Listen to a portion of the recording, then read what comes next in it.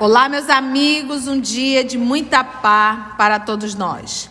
Hoje, exatamente 17 de abril de 2023, estamos nós reunidos para estudarmos a obra O que é o Espiritismo. Esse trabalho é conduzido pelas nossas amigas Aramita e Carla. E vamos iniciar fazendo a nossa prece de gratidão, que será proferida pela nossa irmã Carla. Jesus amigo, é com gratidão que te agradecemos essa hora oportuna, luminosa para a nossa caminhada. Uma hora de aprendizado, de estudo, de fraternidade.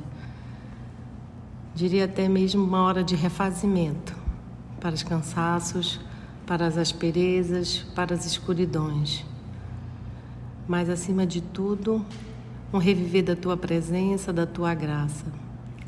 Ajuda-nos a compreender essas lições que nos mostram que a vida não é aqui, que o teu reino não é deste mundo e que precisamos caminhar com foco em outras coisas, nas realidades do mundo espiritual, e que essa obra nos esclarece e nos ajuda em muito a caminhar nesse caminho, nesse sentido, tentando vivenciar e sentindo no dia a dia essas realidades.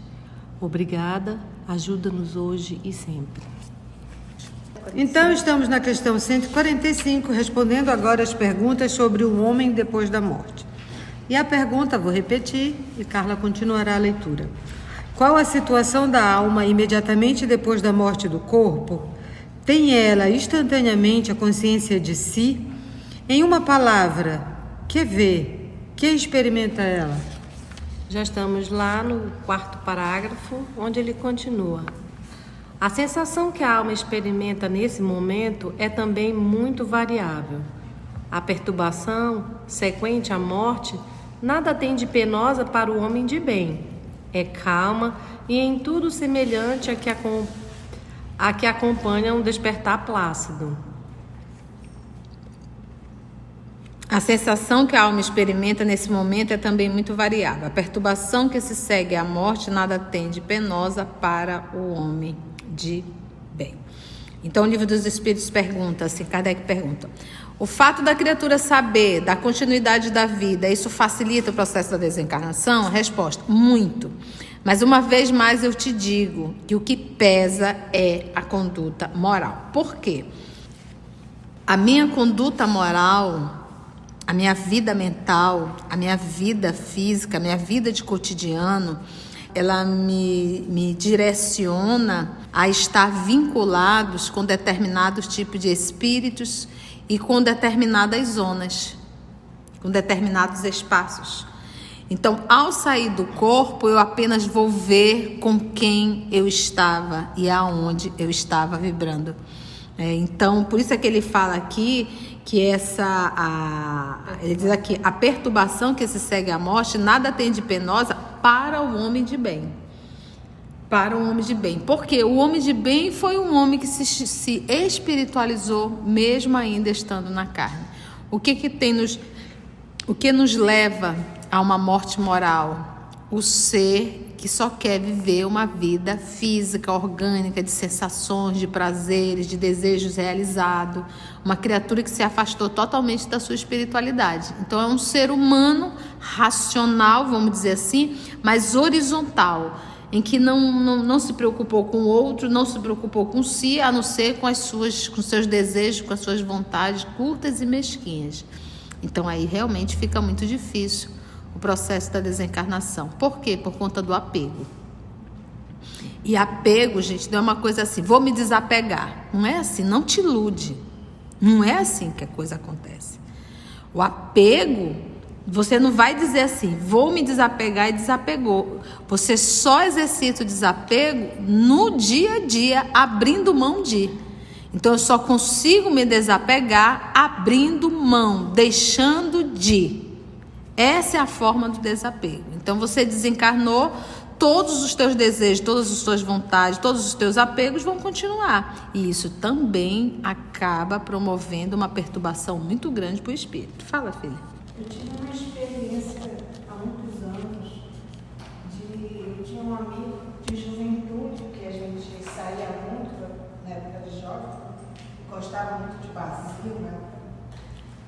E eu casei, então nós nos separamos de convivência e ele desencarnou. Desencarnou e eu sempre orando por ele. Aí chegou um tempo que comecei a passar mal. Passava mal, ia para o médico, fazia muitos exames, não dava nada. E uma certa vez eu estava no meu quarto, aí eu comecei a me sentir mal, comecei a orar. Aí veio eu sentia a presença de alguém que estava passando mal. Mas como eu nunca tinha estudado ainda a mediunidade, estava na fundação, mas ainda não estudava. E aí eu ouvia ele dizer, ele disse que ele continuava com os mesmos desejos quando ele estava encarnado. Ele ia para os bares e aí começou a narrou tudo para mim. E ele pedia ajuda, porque ele dizia que ele já estava consciente de que ele não estava mais nesse mundo, mas ele buscava ajuda para que ele se curasse dos desejos que ele sentia. Os vícios, né? Isso aí marcou muito. Então foi quando eu comecei a estudar que eu fui entender, né, o porquê da angústia dele, por que eu me sentia tão mal. A gente pensa que desapega fácil, né? Isso faz lembrar o amigo Luiz, né? Que ele perguntou de uma maneira engraçada, né? Porque a pessoa não está lá no umbral, por que ela não muda? Aí ele falou engraçado, né? Se ela pensa areia, por que ela não passa a pensar algodão? E a gente riu, mas é um pensamento comum, né? É tão fácil, por que não muda o pensamento? Porque é aquela rotina, o vício, o costume, né? Porque quando a gente está encarnado, a gente consegue dissimular. Mas quando nós estamos em espírito, não tem como dissimular. Para aquele cuja consciência não é pura e amou mais a vida corporal que a espiritual, esse momento é cheio de ansiedade e de angústias, que vão aumentando à medida que ele se reconhece, porque então sente medo e certo terror diante do que vê e, sobretudo, do que entrevê. A sensação a que podemos chamar física é a de grande alívio e de imenso bem-estar. Fica-se como que livre de um fardo, e o espírito sente-se feliz por não mais experimentar as dores corporais que o atormentavam alguns instantes antes. Sente-se livre, desembaraçado, como aquele a quem tirassem as cadeias que o prendiam. A sensação a que podemos chamar física é de grande alívio e de imenso bem-estar. Por quê? Porque se libertou do corpo. Fica-se como liberto de um fardo e o espírito sente feliz por não mais experimentar as dores corpóreas. Então você imagina a pessoa que está numa enfermidade, que não consegue levantar da cama, que não consegue fazer sua higiene pessoal, que tem dificuldade de se alimentar, né? Até de se movimentar às vezes na cama. Então imagina poder sair do corpo. Quando a gente estuda a obra O Céu e o Inferno, Espíritos Felizes, todos, unânime, nas comunicações eles falam que a primeira sensação que eles sentem é de juventude. Impressionante, como todos falaram. Mas juventude não está falando de sem ruga, não. Juventude na condição de vida, de vigor, se a gente pode assim falar, né? De energia, de vitalidade, mas obviamente que não há mais vitalidade. Mas é de energia em si, de vigor, né? De leveza. E ele diz assim, como que é liberto de um fardo e o espírito sente feliz por não mais experimentar as dores corpóreas que o atormentavam alguns instantes antes. Sente-se livre, desembaraçado e alerta, como aquele a quem tirasse as pesadas cadeias que o prendiam. Mas isso aqui é uma regra? Não. Ainda uma vez repetimos, isso vai depender da condição do espírito, tá? Tem espíritos que está tão revoltado com a situação que permanece com. Agora, gente, é muito raro um ser humano que é chamado ao testemunho da enfermidade o cadinho da meditação, porque a enfermidade ela é isso, é o cantinho da meditação, e a pessoa não refletir, se arrepender. E aquilo que os espíritos dizem, é melhor reparar no corpo do que ficar sofrendo como espírito. Então é muito raro quem passa por uma enfermidade longa, aliás na cama, 2, 3, 4 anos, às vezes em sofrimento, ali já é um processo de expiatório, a pessoa já está expurgando. E quase sempre a pessoa se torna muito dócil nesse momento, né? Muda um pouco. Eu que já vivi essa experiência com meu pai, agora vivo com a minha mãe, eu olho, eu já não identifico mais aquela mulher braba, né, que a mamãe era braba, né, barulhenta assim, né, ai, tem que ser do meu jeito. Hoje ela se entregou totalmente, então a gente vê o burilamento da alma na enfermidade. Então o processo da desencarnação, porque ela está expiando, é um processo de expiação na carne. E isso facilita muito na desencarnação e no acolhimento. Como a gente bem aprende, melhor sofrer aqui do que ficar se debatendo em zonas inferiores no mundo espiritual, tá bom? Em sua nova situação, a alma vê e ouve ainda outras coisas que escapam à grosseria dos órgãos corporais. Tem então sensações e percepções que nos são desconhecidas. Revista Espírita de 1859, página 244, Morte de um Espírita. Idem na Revista Espírita de 1860, página 332, Le Réveil de l'Esprit. Idem em 1862, nas páginas 129 e 171, Obsèques de M. Sanson.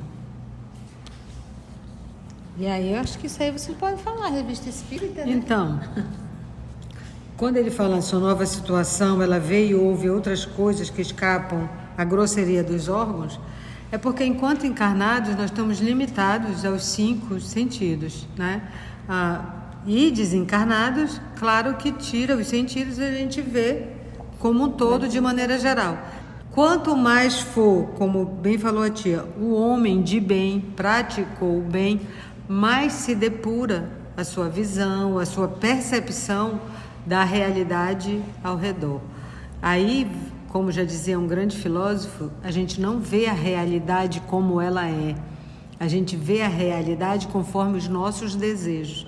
E uma lição bem emblemática disso em Os Mensageiros, que quando eles vêm em estudo, uma semana de estudo aqui na crosta, eles recebem um passe para dilatar a visão. Eles já estão desencarnados, mas eles ainda não têm uma visão, vamos dizer assim, mais sutil, mais com alcance maior. E, para motivo de estudos, é concedido essa capacidade para o André Luizio e o Vicente. Ou seja, mesmo desencarnado, a percepção varia conforme o grau de evolução, quanto mais homem de bem você for. Observação. Estas respostas e todas as relativas à situação da alma depois da morte ou durante a vida não são o resultado de uma teoria ou de um sistema, mas de estudos diretos feitos sobre milhares de indivíduos, observados em todas as fases e períodos de sua existência espiritual, desde o mais baixo ao mais alto grau da escala, segundo seus hábitos durante a vida terrena, gênero de morte, etc. Muitas vezes disse, falando da vida futura, que não se sabe o que nela se passa porque ninguém não veio contar. É um erro, pois são precisamente os que nela já se acham que a respeito nos vêm instruir, e Deus o permite hoje mais que em nenhuma outra época, como último aviso à incredulidade e ao materialismo. Ou seja, Kardec está dizendo, eu não tirei isso da minha cabeça, eu não fui a uma única reunião mediúnica e fiz isso, eu passei anos, antes de publicar o Livro dos Espíritos, foram anos de estudo, de observação, compilando material que já tinha alguém feito antes dele e ele fez tudo isso. Ou seja, ele volta a repetir e dizer aqui nas entrelinhas o que ele já disse essa obra toda. Estudo, estudo sério. 146. A alma que deixa ou deixou o corpo pode ver a Deus? As faculdades perceptivas da alma são proporcionais à sua purificação. Só as de escol podem gozar da presença de Deus. Escol, o que há de melhor, o mais distinto, volta ao que a ti explicou. Quem praticou bem?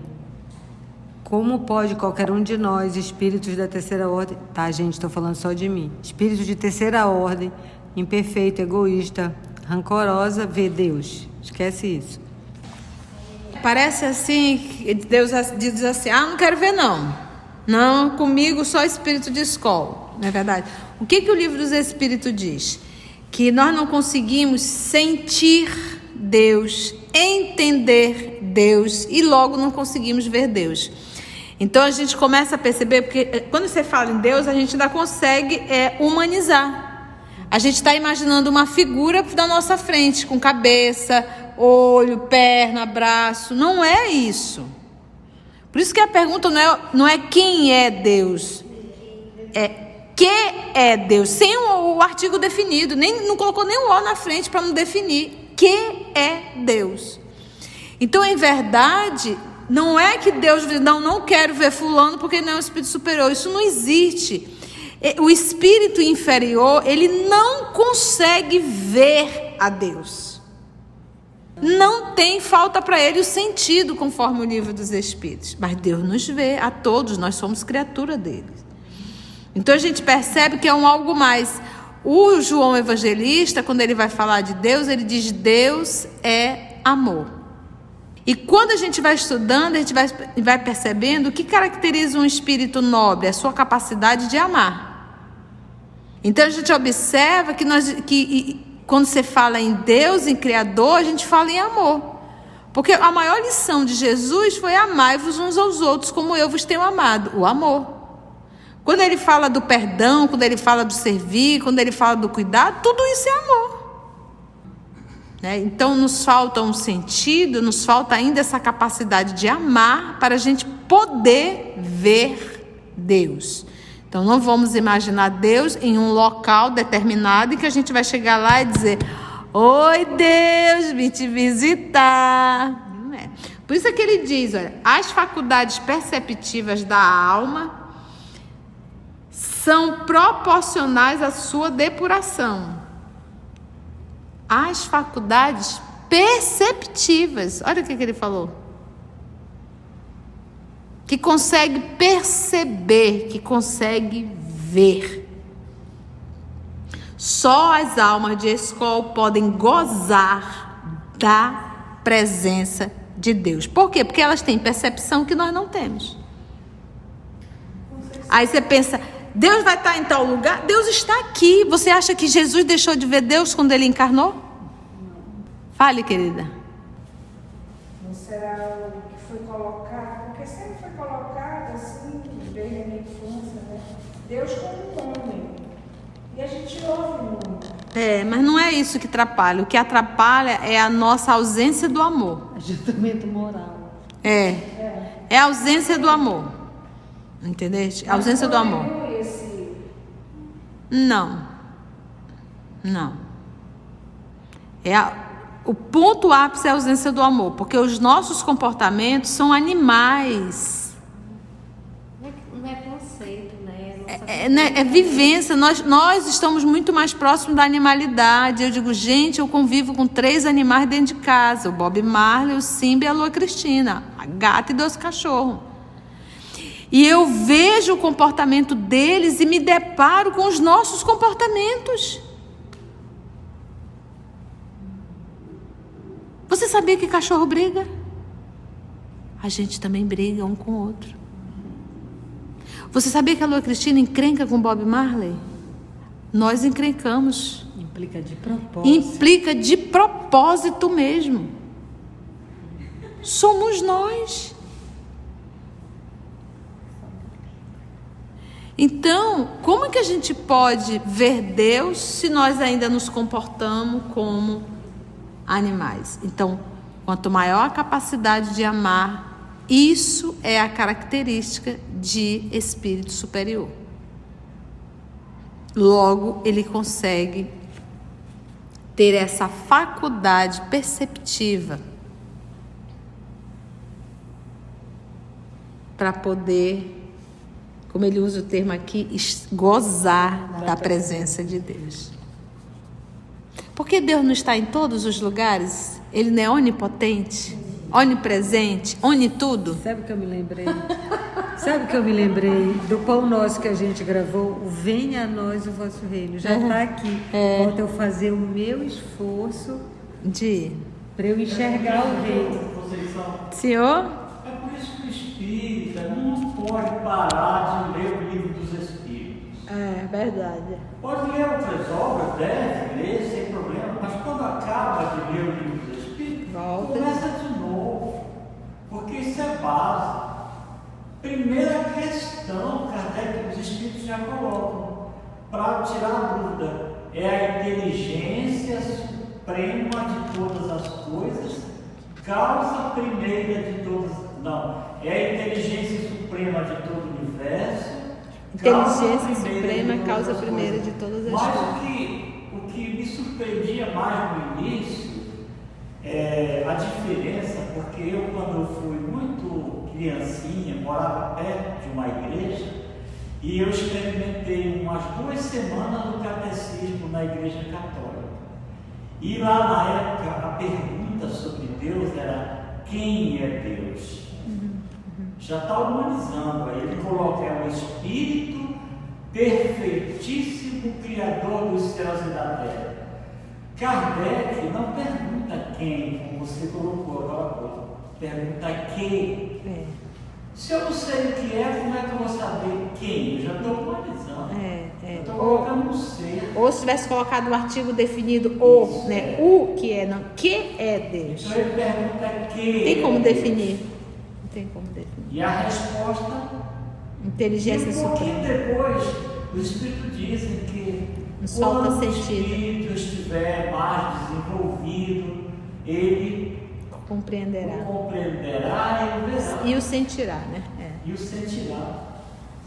Muito bom. Na questão 101 do Livro dos Espíritos, que fala de nós, os espíritos da terceira ordem, os espíritos imperfeitos, ele diz: tem a intuição de Deus, mas não compreende. Me identifico. 147. Se Deus está em toda parte, por que nem todos os espíritos podem vê-lo?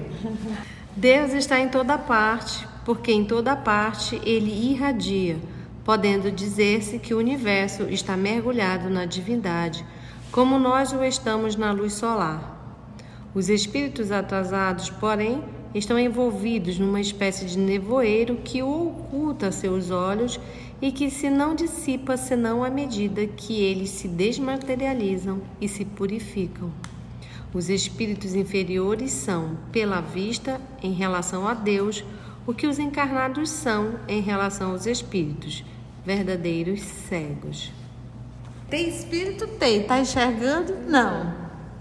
Tem Deus? Tem. Está enxergando? Não. E a gente já sabe o que nos distancia da presença de Deus.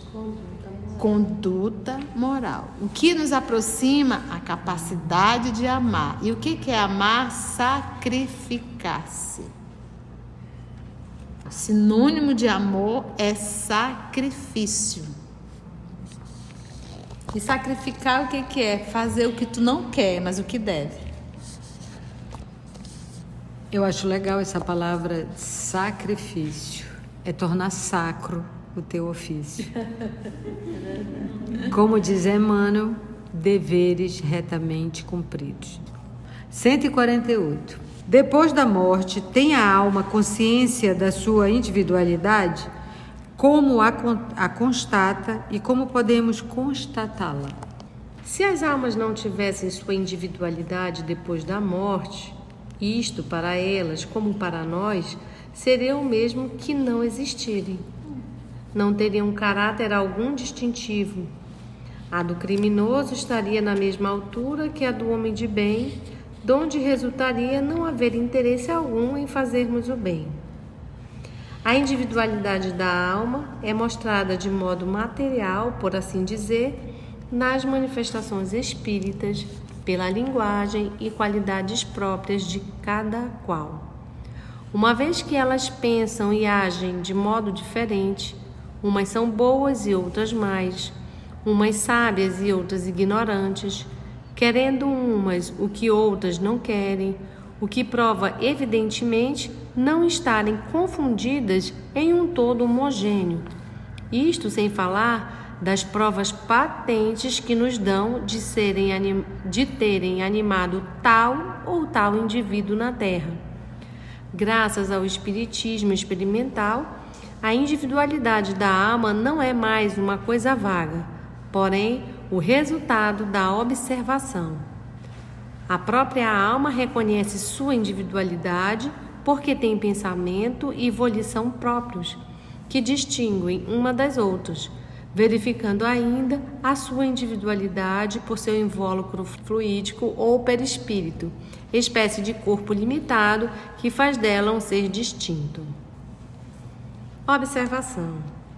Há quem pense poder fugir à pecha de materialista por admitir um princípio inteligente universal, do qual uma parte absorveríamos ao nascermos, formando dela nossa alma e restituindo-a depois da morte à massa comum, onde com outras se confundiria, tal como gotas d'água no oceano. Este sistema, espécie de transição, não merece mesmo o nome de espiritualismo, pois é tão desolador quanto o materialismo.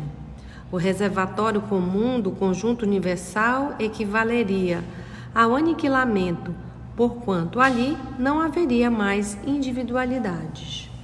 É isso mesmo, seria Cadeirão de lama de alma. Morreu, volta todo mundo, ninguém perde a Ou individualidade. seja, o que individualiza a alma é o perispírito, que ele fala aqui no final. E que o que prova que a alma,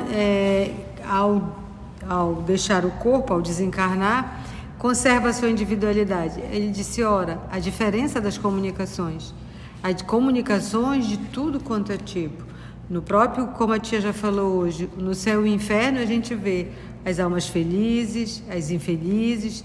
Então são comunicações, e aí ele diz, de desejos, né? De vontade, de pensamento diferente. Se fosse uma coisa só, voltasse, como diz a Carla, para o caldeirão de almas, ia ficar um pensamento só. E aí não teria essa diferença. Então, as manifestações espíritas já comprovam e provam isso. Porque quando você fala em espírito, eu estou falando do princípio inteligente do universo, essa individualidade, essa elaboração começando no átomo e vai até o arcanjo. O corpo perispiritual é a forma que dá a esse espírito, porque o espírito ele é como se fosse uma chama, uma centelha. E quando ele fala dessa individualidade, qual é a proposta aqui? A proposta de alguns da época, que o espírito sai desse oceano, reencarna, e aí depois ele volta para o oceano e se mistura como uma gota que cai na água. Deixou de ser uma gota, agora ela é o oceano. Então não haveria uma individualidade. Logo, se um ladrão, um assassino sai daqui e um ser extremamente evoluído sai daqui, um extremamente moralizado, se for nessa tese, cai no oceano e pronto, cada um perdeu, não existe mais. E todos terão o mesmo destino. É como ele diz, é pior do que o materialismo. Não deixaria de ser um espiritualismo, sim, porque acredita na existência da alma. Só que uma existência da alma que chega lá perdeu a sua individualidade, entendeu? Passa a ser um todo, um coletivo. Então, é realmente impossível. Então, a própria doutrina nos mostra a individualidade, a continuidade da alma, mesmo depois do processo da desencarnação, tá? Cenas dos próximos capítulos. Mas o assunto é interessante, né? Volta para os temas básicos que são interessantes, né? E assim finalizamos o estudo de hoje com essas questões que nos aguardam logo após o nosso desencarne, sabendo que nossa individualidade permanece, que possamos caminhar com presteza, para que possamos chegar do outro lado melhores ainda, apurando nossas percepções e um dia possamos tão logo ver a Deus, como fez a pergunta aqui, né? Agradecemos ao nosso Senhor Jesus mais uma vez, a espiritualidade amiga, essa oportunidade de trabalho, de encontro. Nos conduza a nossos lares, Senhor, com tranquilidade. E até o nosso próximo estudo, se Deus assim permitir. Que assim seja.